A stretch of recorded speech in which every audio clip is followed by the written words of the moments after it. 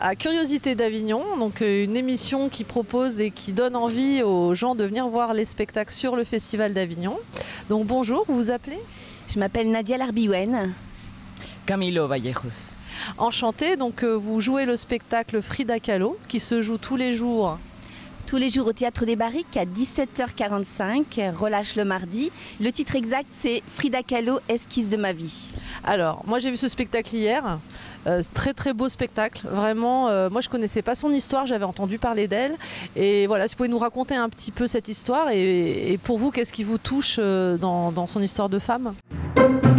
Frida Kahlo a eu une histoire un peu mouvementée, un peu tumultueuse aussi. Elle a eu la poliomyélite à 6 ans, à 16 ans, un grave accident de tramway, ce qui l'a clouée au lit, ce qui l'a rendue handicapée.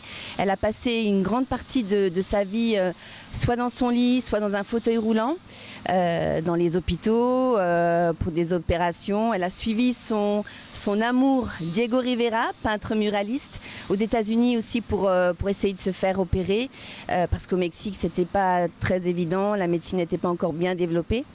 Frida Kahlo est une femme libre, rebelle, passionnée, passionnante.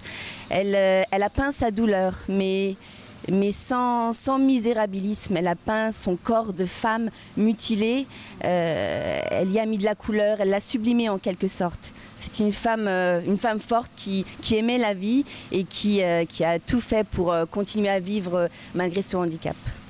Et vous êtes accompagné donc par un musicien, voilà, si vous voulez en parler. Et bah oui, pour cette mise en scène de François Boursier, en fait, les musiciens, ils incarnent les personnages de la mort aussi, très typique du Mexique aussi. Voilà.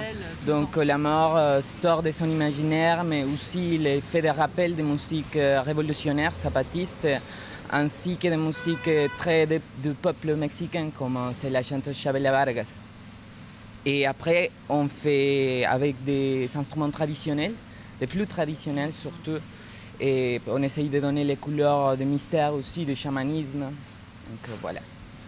Et par rapport à la mise en scène, moi ce que j'ai aimé, c'est les projections qu'il y a tout au long du spectacle et qui nous met dans cet univers, parce que c'est vrai que voilà, la mise en scène, enfin le décor ne bouge pas, donc on se dit bon, une heure comme ça, voilà.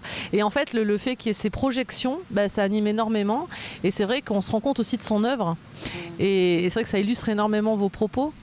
Oui, c'est vrai que la mise en scène assez audacieuse de François Boursier est de mettre cette Frida dans un lit, clouée, qui ne bouge pas, qui est entourée d'un personnage un peu mystérieux. On ne sait pas s'il est réel, s'il est irréel, s'il sort de l'imaginaire de Frida ou pas. En tout cas, elle communique avec lui, il représente la mort. C'est vrai que ces peintures sortent de Frida, comme si elle exorcisait en quelque sorte sa maladie, mais il y a aussi son amour, voilà, pour Diego, pour la vie, et puis ces périodes révolutionnaires, c'est quand même une grande militante.